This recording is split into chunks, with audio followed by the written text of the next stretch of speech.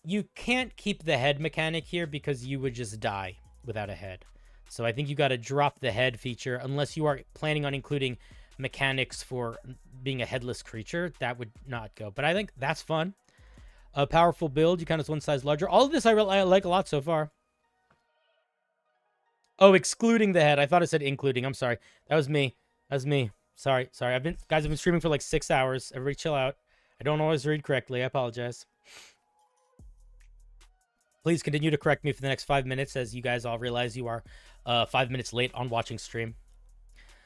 Okay, let's see what... So we're getting some sub-races. If a creature... Let's see. So we have half true troll traits, half mutant troll traits. Okay, this is going to be the one that I'm just going to say no to. There's just too many options here. It's too tedious. It's too hard to balance.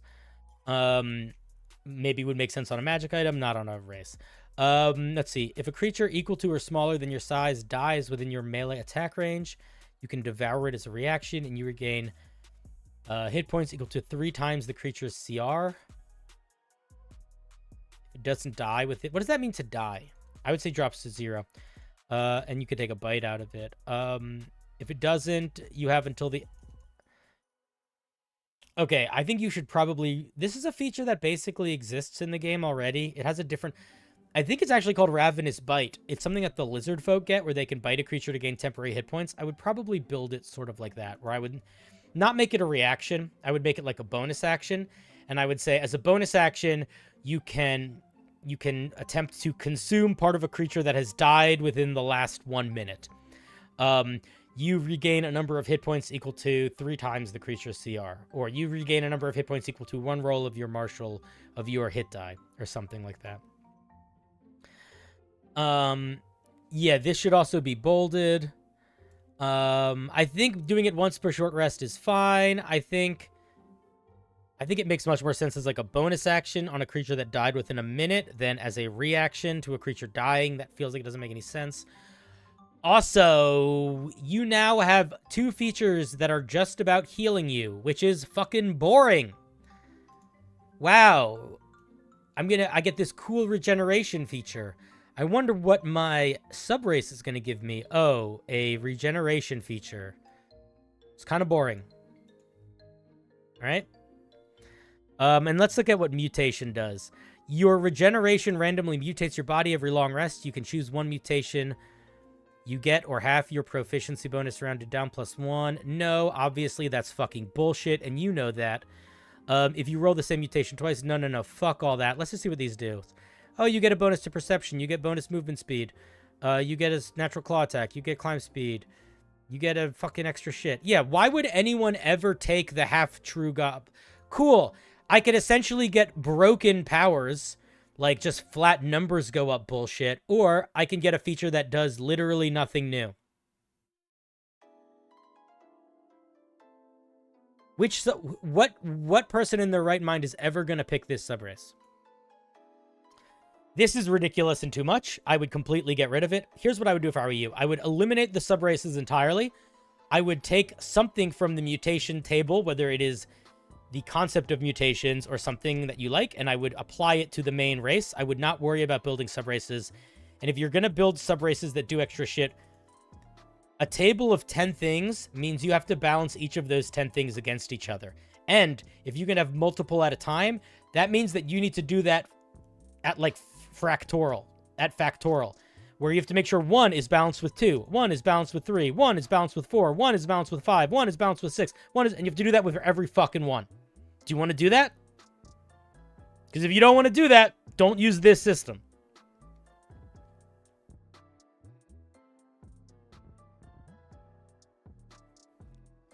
I would say take whatever you like the most out of here. Just make it a part of the core race.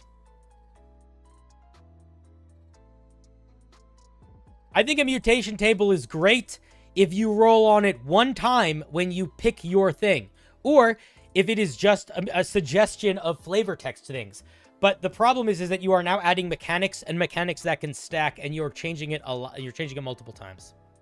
Yeah, the Simic hybrid already exists. This seems like you're just trying to turn a half troll into a Simic hybrid. Like, a lot of these things don't feel like they would fit a half troll at all.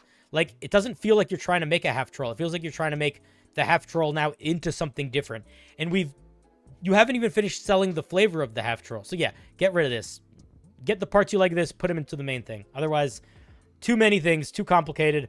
Feels like you're trying to make a chaos Simic hybrid mixed with a troll. And I just don't think that fits.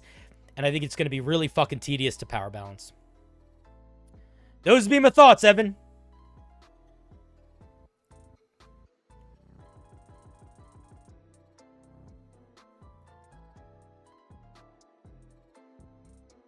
We don't need to fix mechanics if it's at a D8, but there's 10 options because it is just a broken fundamental mechanic.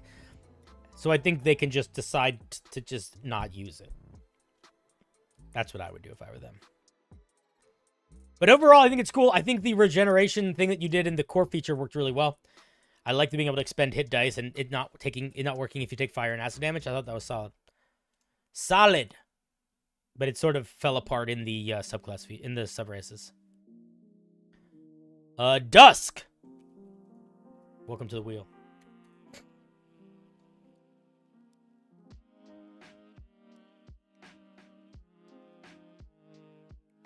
Ravenous Appetite is just nothing.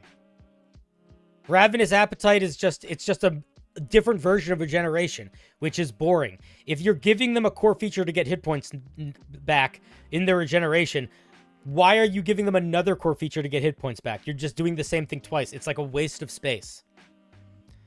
And if you want to make them a mutant, I think you need to sell that more in the fiction and spend a lot more time on that. And then you need to, again, balance all those mutations. And if you want to be able to stack those mutations, each one not only needs to be balanced, it literally needs to be balanced against every single other fucking one of them.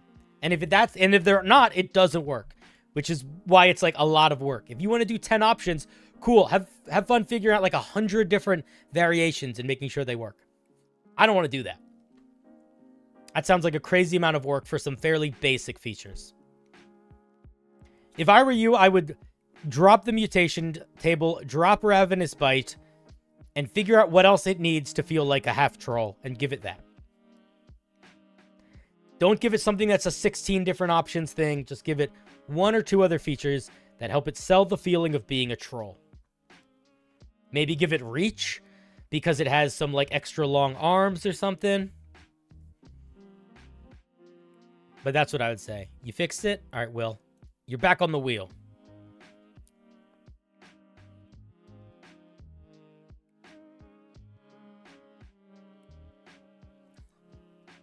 No aspect of your D&D race should take up more time than class features to maintain in the game, and they should never overpower them. I'm not even saying that yours were going to be overpowering them, but they were taking up too much real estate for planning.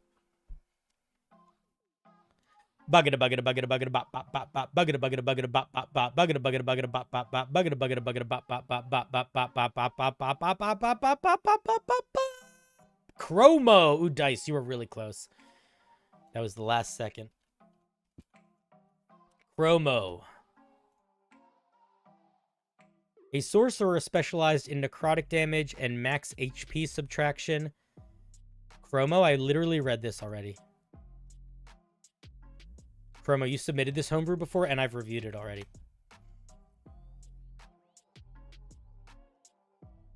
Chromo. I've reviewed this before.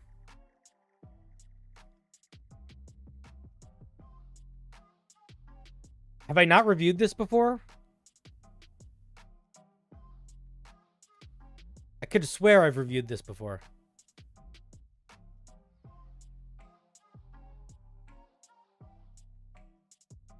Yeah, I have. And my main feedback was early.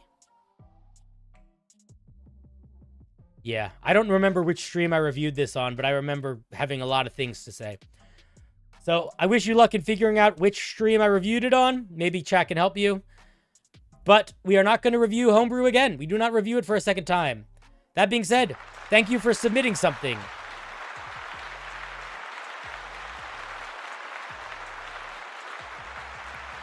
Promo.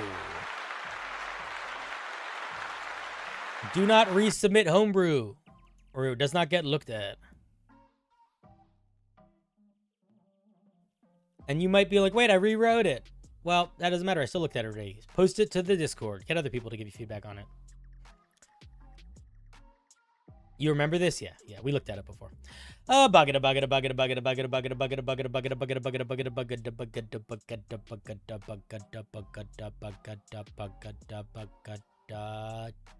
Tenebris Lux.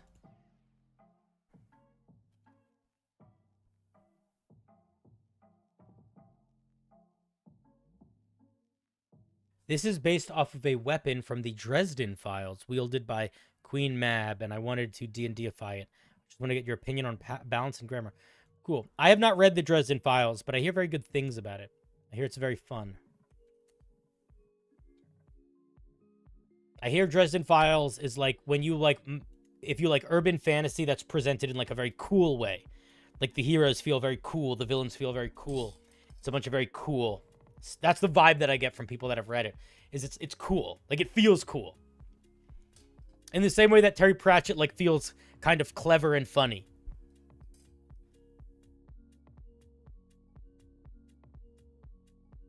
I need more water. Give me 2 seconds.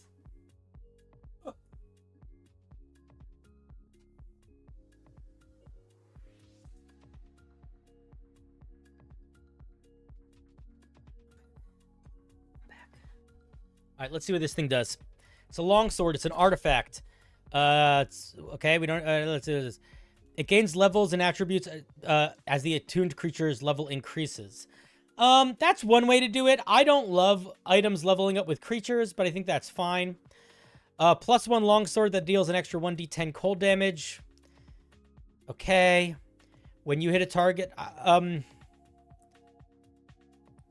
this is fine. It's a little one note. Like, it doesn't feel special at level 1, which I don't like. I would try to make it feel even special at level 1. Like, this literally is just, it does damage. I feel like it should do at least something a little bit more flavorful at level 1, especially considering it's an artifact. The other thing that I would say is if you actually want it to be an artifact, most people do not get artifacts or put them in their game until, like, super late. I don't know. It feels weird as an artifact. I would move against that, maybe. Let's see what this does. When you hit a creature, you can expend a number of charges. We don't know how many charges this thing has. On a failed save, they take more cold damage. Oh, okay. So if you're going to give an item charges, give the item charges up top. Also, this is still a boring item. At level 1 through 5, it deals an extra 1d10 cold damage. At level 6 through 10, it can deal more 1d10 cold damage. It's not doing anything unique. Like, even the Frost brand, even like the most basic cold weapon in D&D, like this is not Homebrew. Like this is just a basic, what's it called? Frost something? Like the most basic D&D cold magic item. It's doing shit that's more interesting than what yours is. It's shedding bright light. It's giving you resistance to fire damage. It's allowing you to extinguish non-magical flames when you draw the blade. So, like, is it balanced? I guess. It's also fucking boring, though. Like, we need some other things. Also, yeah. So, the other thing is, if you want the weapon to grow in power, there are a bunch of weapons in D&D that do grow in power. You can look at any of the vestiges of Divergence, and they have a system. They have a basic mode, a middle mode, and a top mode. And some things go up as they level up, including things like the spell save DC. Because realistically, this 13 is not going to be that strong at higher levels. So if you want this thing to survive with you, it also only does 1d6 cold damage. Yeah, but I'm not talking about its power. I'm talking about its like, its value, like its interest. Like, this is what I mean. This is what I'm getting at. Imagine you are a player in a D&D game, and your dungeon master's like, this is the permafrost blade. It's a powerful artifact, and it's going to get stronger with you as you level up. You're going to be like, fucking sick. What does it get at level 1? And you'll be like, oh, well, at level 1, it's a +1 weapon, but every time you hit with it, it deals an extra d10 cold damage. You're going to be like, hell yeah, extra damage, tight. And then you get like, you get to level 4, and then level 5, and then you get to level 6, and then the dungeon master's like, and guess what? Your perma-magic blade enhances. You're like, oh shit, what cool magic is it going to get next? And you're going to be like, well, it's going to get this new feature where it can deal a little bit more cold damage. Oh, Okay, I mean, I guess that's good. Yeah, more damage is good. That's cool. And then it's not growing again until you get to level 11. It's like it's such a boring weapon for so long. Okay, at level 11, the plus to hit goes up, and you can expend charges to do what? When you expend a charge, the target is now restrained. What? Is that automatic, or is that a part of the saving throw? That should be a part of the saving throw. How long does the restrain last? Does the restrain last until the end of their turn? Does it last until the beginning of your next turn? Does it last until the end of your next turn? All of that language is needed there. And it takes more damage. Okay, boring. Finally the DC goes up. Holy shit. You gain resistance to cold damage and advantage on saving throws against cold damage. You don't need resistance to cold damage and advantage on saving throws against stuff that does cold damage. Just pick one of the two. You don't need to put a hat on a hat. Holy shit, man. Make this thing more interesting sooner. This is a fucking artifact. It's not even interesting at level 16. At level 16, it's like a basic bitch legendary item. So I would say you really got to try to give it some unique mechanics, or don't worry about it being an item that grows. Like, this works totally I'll tell you what, if you make this a +2 magic sword that deals an extra 1d10 cold damage on a hit, and that 3 times per day you can expend a charge when you hit them, and it can trap them in restraining ice, and you get resistance to cold damage, that's a fucking amazing, very rare item. It's a really good, it's a really, really cool, very rare item. Anything else is just, you don't need it to be more, but like, you're trying to, obviously, yeah, petrified is nonsense. You can't make it petrified. Do restrained, not petrified. But even that, man, I feel like you're trying to squeeze an artifact out of what is clearly a pretty basic item. Unless you're going to give this thing more unique features to really sell the fiction of it being a fucking artifact, make this a very rare item and utterly simplify it. It genuinely doesn't need to exist like this. This is a very complicated way of making an item that is pretty fucking basic. +2 longsword that has 7 charges. You can expend a charge when you hit a creature with the blade to attempt to freeze them in binding ice. All attacks with the sword deal an extra 1d10 cold damage. You can expend a charge to get resistance to cold damage for an hour. Done. Really cool, very rare item. The petrification is why I had the DC so low. That's not good game design. That's not how magic items work, especially not in the context of something like this. So magic items get saving throws largely based on their rarity for the most part. Deciding that it's going to have a ridiculously overpowered ability, but a really easy saving throw to overcome, doesn't actually make it work as an item. It just means, hey, this feature isn't going to work 99% of the time. And when it does work that 1% of the time, it's overpowered. So it's never going to feel good. It's either going to feel bad because it's overpowered, or it's going to feel bad because it never works. So I think that if you want to make this thing a cold-based blade that gets stronger over time, think about giving it things that are not doing the exact same thing. Cold damage. Cold damage. Right? Like, give it some unique features. Have it build, like, this Frost, the Frost brand should not be more interesting than it. And Frost brand is doing more than it does right now. I think having a magic item grow this way can work, but you have to look at other magic items that grow. Go look up the Vestiges of Divergence or the Arms of the Betrayer Gods. They're both really good examples of legendary items and artifacts that grow over time and give features that branch and grow over time. I can show you one right now if you want to see an example. Just to give you a little bit of guidance. Let's see here. Where is it? Arms of the Betrayer Gods. Okay, Arms of the Betrayer Gods. These are all magic weapons. So check this shit out.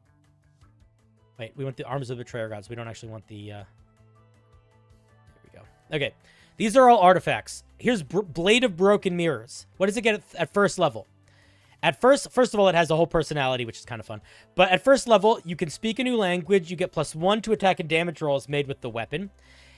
And when you throw it, it returns to your hand. So very normal ability, kind of normal ability, a unique ribbon feature. And then when you kill a creature with it, you get this crazy fucking blade memory nonsense. A really interesting, unique feature. Okay? So right off the bat, we're starting with something fairly unique. Now, obviously, this is a magic item that's intended to be given at higher levels earlier, so you don't need to make it this strong, but this is an item that, like, you know, this is not a thing I would give to a level 1 character, but it's not unbalanced to give to, like, a level 4 character either. How does it grow? The damage increases, right? +1 bonus goes from a +1 to a +2. Then it gives you a whole other thing. Look at all these new features you get. You get Fabricate, Hallucinatory Terrain, Major Image, Phantasmal Killer. All of these work towards both giving this item new options and giving it new options that help sell the fiction of this blade. That it's tied to, like, you know, that it's tied to Thara's Dune and this jagged stone of inscription and stuff like that. And then in its exalted level, what happens? The plus increases again. It goes from +2 to +3. The DC of the spells we get at level in the middle one, which started at 15, increased to a 17. And then you get a whole new feature that's like a cool, badass capstone. You don't need to build your items in this way, but you should consider building them more like this in terms of giving options that grow and branch and feel interesting and exciting and like they add something new. And in terms of the way they expand, like, with their DCs and saving throws and stuff. Those are my thoughts. Right now, it does not feel like the artifact that was owned by a badass, like, legendary ice creature. It feels like a solid, very rare item that is more powerful than it should be and more complicated than it needs to be in how it expresses its ideas. I think you need a couple more unique features to make this feel more like something unique. And something maybe worth being the weapon of, like, of it being an artifact, and it being the weapon of, like, a Arctic lady.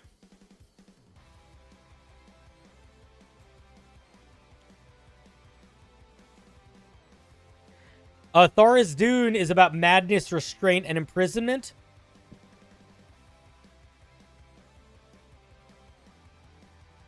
Well, I don't know. The creature inside the Blade of Ruin is the Glabrers. Oh, you're talking about the permafrost? What are you talking about, Thara's Dune? I might have mentioned the wrong thing if I mentioned Thara's Dune. It's a weapon of Thara's Dune. But if anything, it has more to do with the guy that's inside it. This thing. And also, it probably doesn't need to do literally what Thara's Dune needs if it's not his blade, right? It's just something that you'd give to his agents out in the world.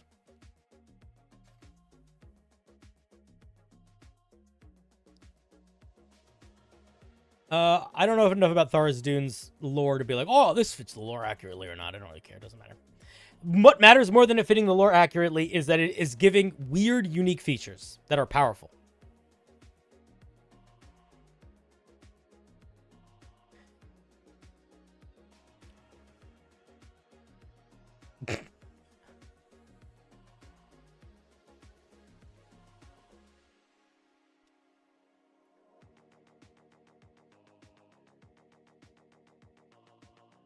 Yeah, man, it's fucking working.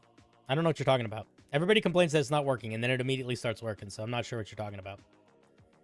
Regardless, I think it's a neat idea. I'd say try to make it more unique. Try to make it grow in a way that is more logical in the way that the numbers go up in D&D. All right, thank you, Tenebris. Let's give them a round of applause.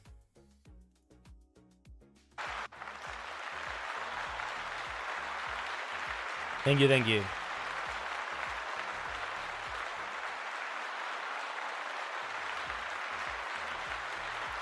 All right, listen, guys, shut the fuck up. Be gracious that I put together the work to make it do any of that at all. Most streamers that stream on two things just have them all split. So I apologize if it doesn't work perfectly. You can acknowledge it and move on. Or just stop caring. All right, let's see what we got going on next on the wheel.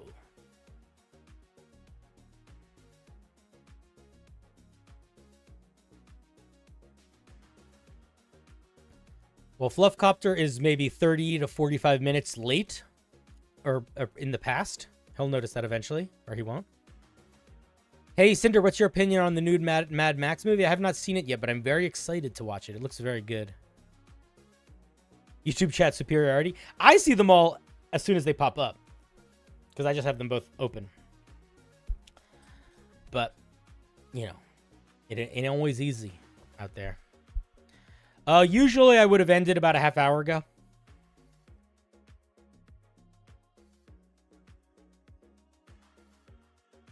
Yeah, you don't need to bring my attention to it, Dice. At this point, this would be probably the second time you've brought my attention to it, and maybe the 5th time anyone's brought my attention to it. So, you're more than welcome to, but I'm just going to start ignoring it in the future when it's brought to my attention. Cinder, do you think the troll loathsome limb ability is cool? I think it's super cool. I would not put it on a D&D race. Or if I was going to put it on a D&D race, I would need to majorly simplify it. Spin the wheel, spin the wheel. Thank you. Yeah. One thing that I think is worth thinking about for anybody out there that is thinking about being a content creator or is watching somebody that's doing content creation, I get sent the same message about 100 times a day. So if there's something wrong with the stream, I don't hear about it once from you, the kind-hearted person. I hear about it 30 times from everybody. I don't need to hear about it. I almost always know about it. Everybody can just shut the fuck up. If something is obviously an issue, assume it's already been mentioned to me 6 times. Once by a mod, once by a friend, and 3 or 4 times by chat. Got any thoughts on time travel in D&D? Doesn't work, is stupid, don't do it. Unless you're doing something like you're going back in history. But if you're trying to do any time loops, quick time travel into the future, wouldn't do it. Avoid it. It's stupid. Doesn't work. Oh, look, William Scruggs, you've gotten your second chance. Oh, databank. What a cunt you are sometimes.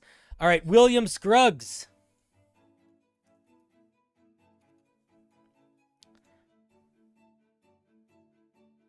Oh, you even fixed Rouge to say Rogue. Look at that.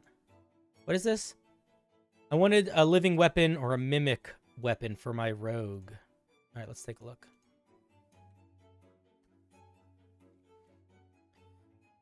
In the future, make this written in a way that is normal. This is so fucking... Why is this written this way? Let me ask you a question, man. What the fuck am I looking at? Am I looking at a monster or am I looking at a magic item? I have no fucking idea. Why? Because it's not formatted to look like either. I don't like that. That's bad. So immediately I need to know if this is a monster or a magic item. How do magic items work when they're formatted? You have the title. You have the rarity. You have the item type, right? Magic items have their name. And then they say what they are, right? Weapon, dagger, or wondrous item. Then they say their rarity. And then they say what the thing does. So if it's that, please write it like that. Ionstone, that's your formatting reference? Why is it one word? Why is what one word? Oh, I don't know. I'm assuming that's because they didn't put a space there. That's just something that they should fix in their own time. The gauntlet is a living creature and can be targeted if your enemies know about it. Attacks against the gauntlet specifically can only be made if the enemy passes an intelligence saving throw and beats. Why? Okay, who sent me this? William. This is an overcomplication that will make this not fun. Oh, I like this song. I gotta keep track of this song. That's one that we keep for later.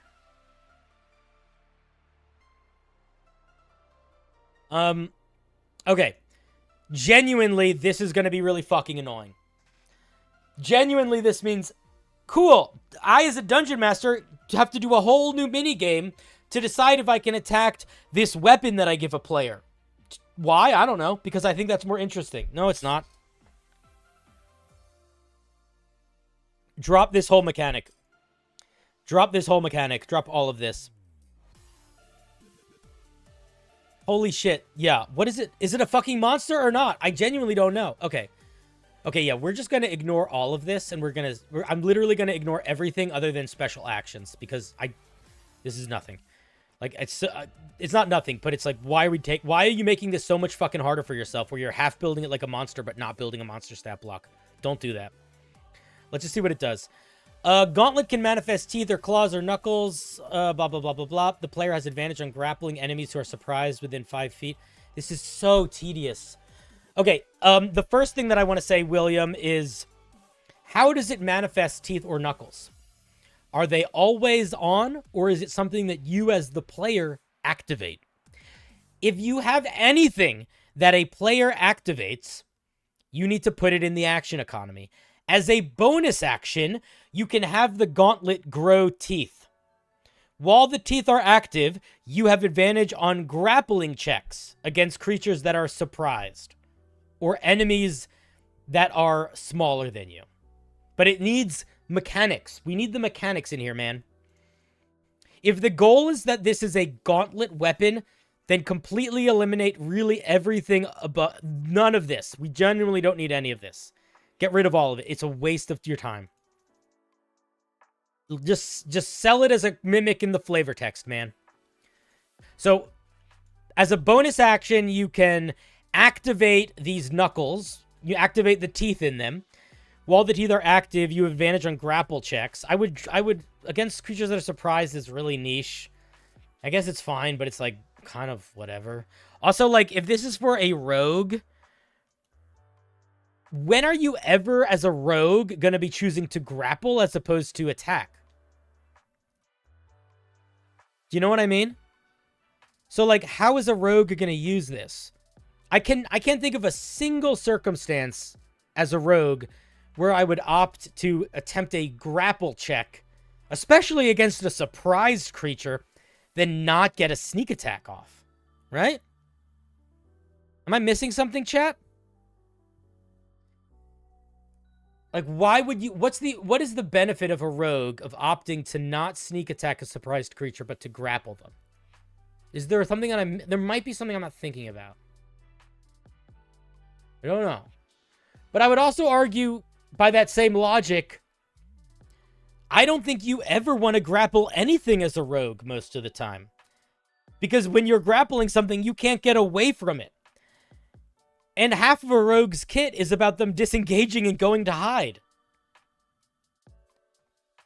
So it feels weird to give... If this is for a rogue, like, this feels like it would be much better on, like, a barbarian or a fighter. I don't know. Let's see what mimicry tendrils do. Your gauntlets sprout tendrils of goo and other mimic matter. You don't need to say from the gauntlet because you said the gauntlet at the beginning. To hold a creature within 10 feet of you in place. What the fuck does that mean? How does that work? So, if you want to say what something does, please write it the way that all features are written. Which is fine if you don't know it yet, but start learning it, and start learning it right fucking now. Here's the way you write this mechanically. Your gauntlets spread tendrils of goo and other mimic things. Blop. A creature within 10 feet of you that you can see has to make a strength saving throw. DC 13. On a failure, they are knocked prone and restrained. In addition, they take an additional 1d8 bludgeoning damage at the start of their turn for every round they stay restrained in this way. You know what I mean? Data, was I being too harsh just now? I didn't feel like I was. I apologize if it did. Seemed like I was.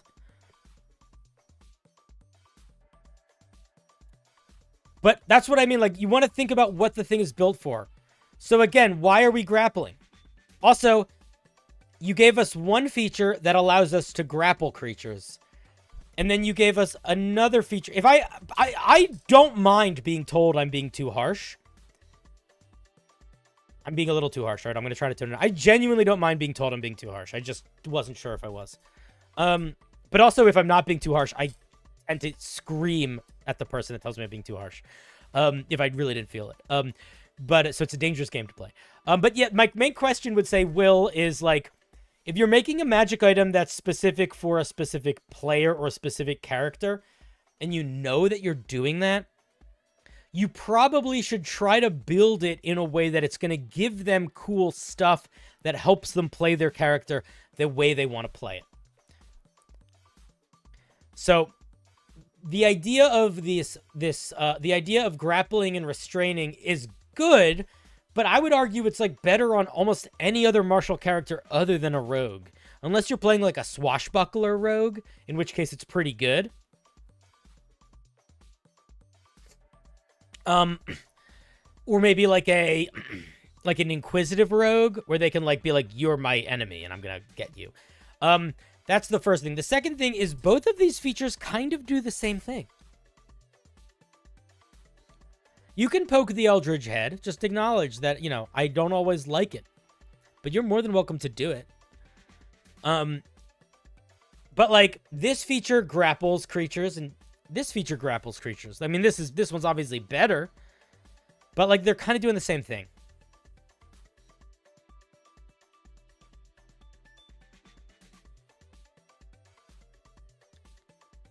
Yeah, this is going to be good on a couple rogues. It's going to be good on the Swashbuckler, and it's going to be good on the Inquisitive Rogue. And maybe there's an argument for it to be good on, like, the Mastermind if you're really leaning on, like, I'm supporting allies while trying to pin somebody down. But, like, it's a little bit of a... I don't know if that's true. But, yeah, I would say try to build your item to be good for your player, man.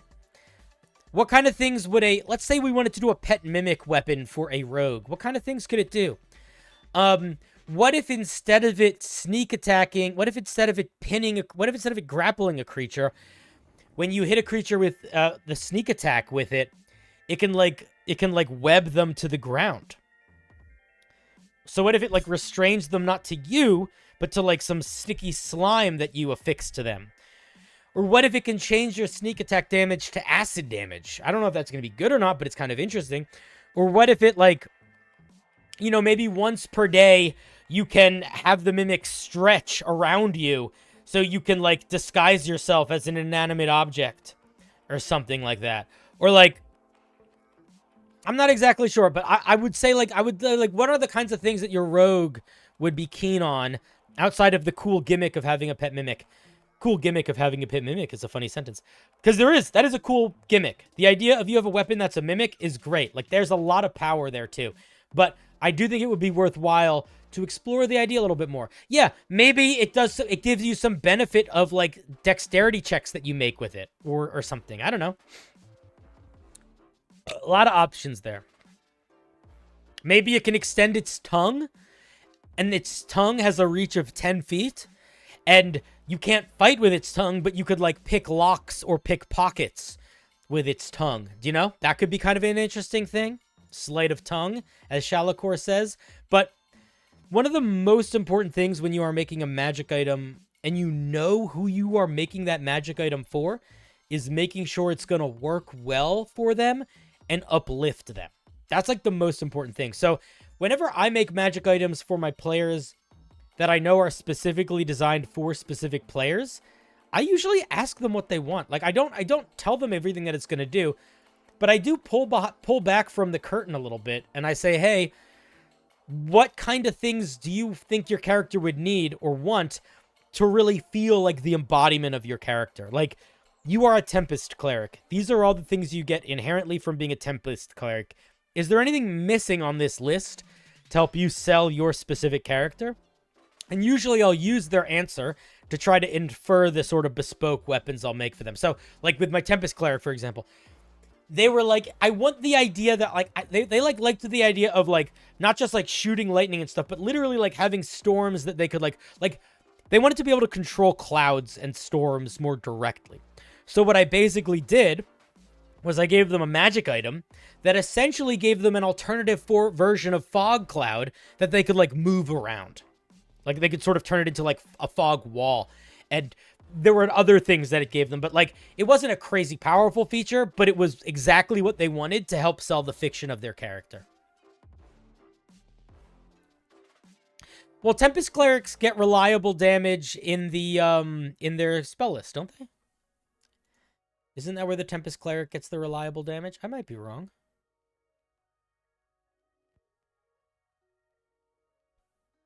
Thunderwave, Call Lightning. So it's not great. It's not great. It's not great, but it's partly not great because of how powerful Destructive Wrath is. Destructive Wrath is really, really good if you can combine that with, like, Lightning Bolt. Or most other lightning spells you don't get access to here.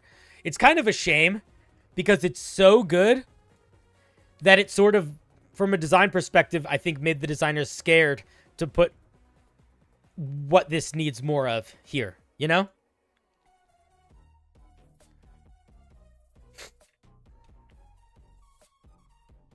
Anyway, thank you for sharing, Will. I think it's a good idea, and I want to say, I know I was just kind of like, get rid of all of this. If you want it to be a creature, you can. There's really nothing wrong with that. There are a handful of D&D monster stat blocks that have, like, item elements to it.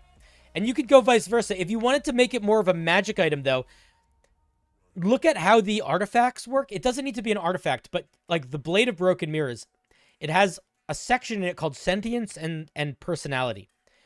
It has an intelligence score, a wisdom score, and a charisma score. It has a way it can see, and it has a way it can communicate. So you could, by that same logic, give this thing, instead of worrying about these, give it an intelligence score, a charisma score, and a wisdom score, and give it a personality. And say, it has blind sight out to a range of 15 feet. Creatures that are in contact with it can't communicate with it, but can convey emotions. And, I don't know, and whatever else you want to add. But, like, and it has a personality. It is happier when it gets to eat gold or something. But, like, that can do a lot of work, and especially if it's for your player, letting them know those things can kind of be cool. Because the other thing that's kind of fun is, let's say you give this thing an intelligence score, a wisdom score, and a charisma score, and you give it a way to perceive the world. So let's say this thing has blind sight to a range of 15 feet, and it has a wisdom score, and a way to communicate with its wielder. That means that even though it's not listed anywhere on the stat of this magic item, if the wielder of it gets in good graces with the item, they could essentially ask it to make skill checks for it. Like, if I can communicate with a sentient sword that can perceive the world, or a sentient glove that can perceive the world, and it has a wisdom score, and it has a mechanic for how it perceives the world, that's literally all I need for it to make an insight check, a perception check, a survival check. So there's a lot of extra elements of roleplay you can get in there by giving these sentient items some stats. Even if you don't tie it at all mechanically to, like, hit points or attack rolls or anything like that. I would do that here. Especially if you want the personality of it to, like, play a role in it. Because that allows the player to be like, oh, fuck, I'm not going to ask this thing any questions because it has an intelligence of 4. But it has a wisdom of 14. Maybe this character doesn't have that high a wisdom. It's not necessarily going to be brilliant, but maybe it's better at noticing details in the natural world and the way that some animals are than the one who's wielding it. That could also be a very interesting, fun dynamic. I don't know. Those would be my thoughts. I love the idea. Expand on it.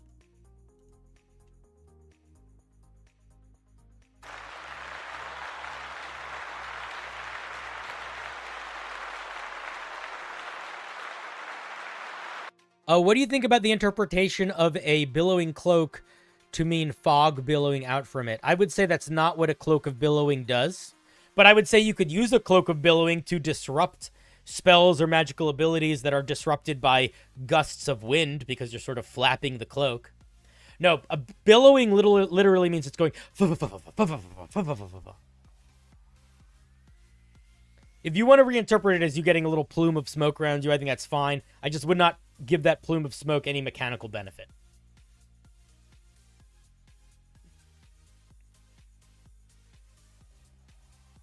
Will, I like that. That was a nice little redemption arc that you and I shared.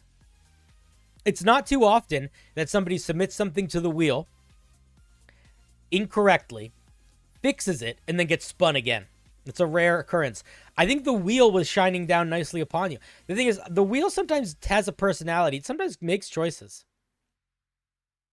The Cape of the Mountebank does that when you use its teleportation. Yeah, but that's not like a... That's just a totally different thing. Also a fun item. definitely would be just for aesthetics, yeah, then I think it'd be fine. If a player said, hey, I know you said we could start with all common items, and I want to take the Cloak of Billowing, but instead of it being Billowing, could I make it the Cloak of Smoking? I'd be like, yeah, sure. Who cares? It's fun. I think as a dungeon master, if the players want to bring something to the table that doesn't have a mechanical implication outside of roleplay, there very rarely is a reason to say no. Like, maybe if it completely defies an element of your world building that's pretty important, or if it doesn't, if there's something about it that deteriorates from like the logic of the world, then maybe, but usually I think there's a way to make it work. Oh, there's also the smoldering armor. Yeah, that's literally a magic item. There's smoldering armor that literally does that. It gives off plumes of smoke. So you could copy the language from that if you just wanted to make a homebrew cloak that did that too. Bibbidi bobbidi boo, wibbidi wobbidi boo.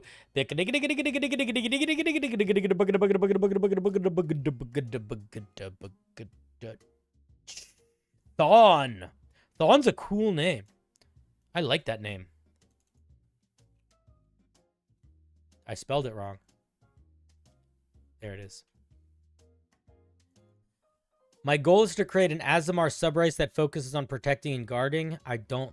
Okay. I based it on the Aasimar from the Monsters of the Multiverse. Okay. Let's see what you're going for here. Let's make sure it's not ridiculously overpowered. Let's grab the Aasimar from the Monsters of the Multiverse to like make sure we're looking at the right thing too.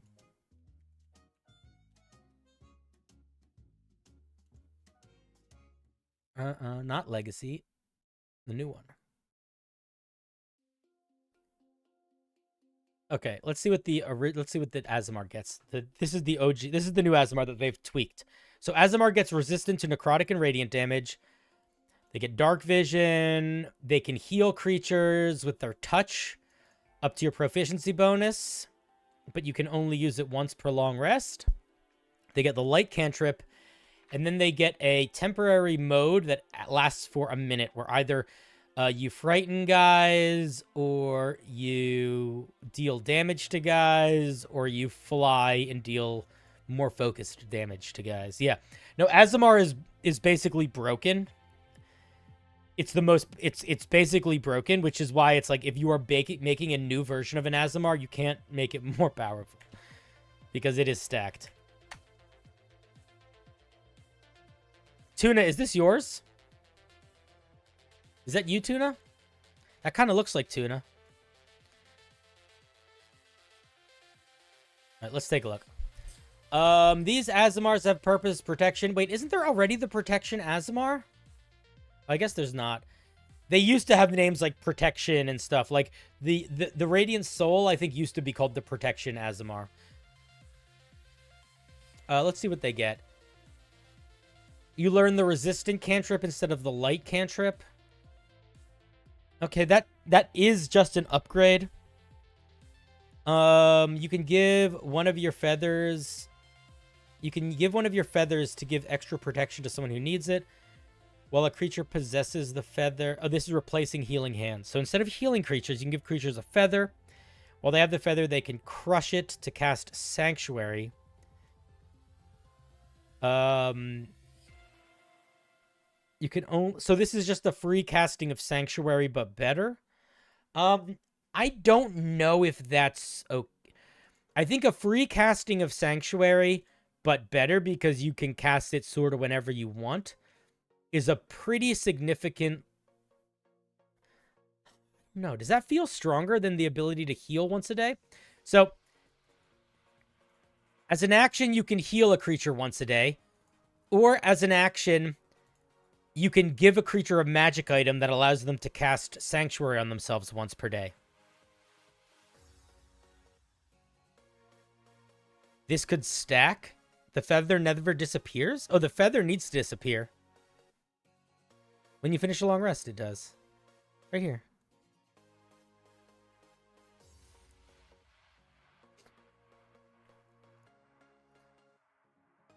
I'll tell you what I don't like. I think if you want to give a new feature, give them a new feature. don't give them a new feature that just gives them a spell. That's not the move. So I disagree with this basically from that perspective alone. But even beyond that, I think it is stronger than the heal in a way that I don't love. I think you can only have one feather out at a time. You can only give someone another feather using this feature when you finish a long rest. It disappears when you use it in this way and when you finish a long rest. Only one. It's literally, this is a very complicated way of saying it's a once-a-day move. I just genuinely don't know. Is that better? Is that worse? Does that sell more of a fiction? Trading out a once-a-day heal for a once-a-day casting of Sanctuary? I think that what makes it stronger is that you're not casting Sanctuary. You are giving someone an item that allows them to cast Sanctuary wherever you are. So it's essentially like an infinite range casting of Sanctuary. So that, I think, does bump it up in power in a way that is not unreasonable, but worth thinking about. When you reach 3rd level, you can use the bonus action to unleash the thing. You get their fucking wings. It lasts a minute. What does it do? You summon 2 wings. These wings appear welcoming and protective. You have a fly speed. In addition to the start of each of your turns, excuse me. Temporary hit points.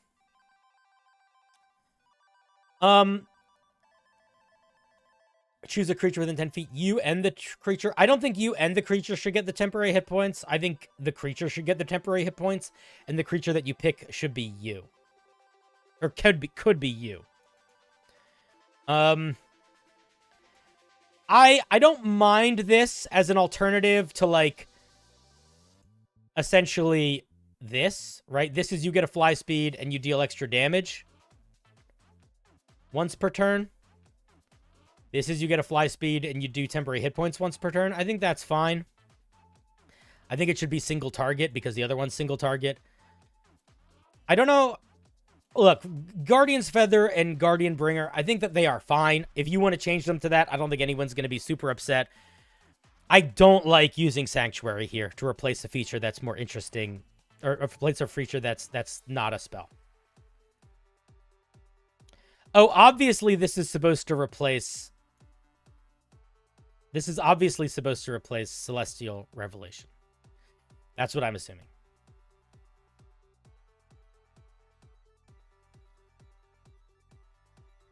Healing Hands is very spell-like, but it's not a spell. It's not a spell for a couple very important reasons. One, it grows over time with you as a core class. So it's not limited in based on resources. It's powered based on your level. Beyond that, it's not magic. That's really important. That really significantly changes when and how it can be used.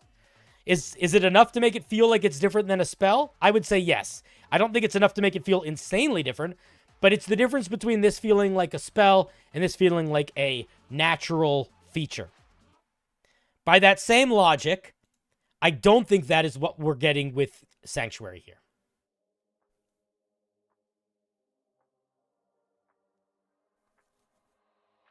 I feel like this is still too similar to the spell and just so much better also.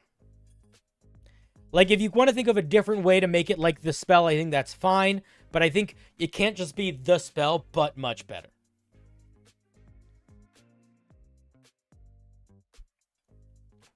Or if it's going to be that, I don't know. I think it needs to express itself differently. I don't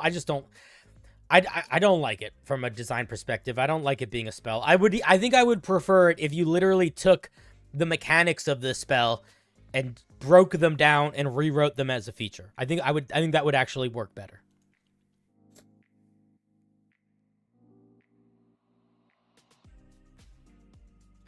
Yeah, it's a decent kit. I don't disagree with that. I think it definitely helps turning the offensive nature of the Aasimar into one that is more defensive.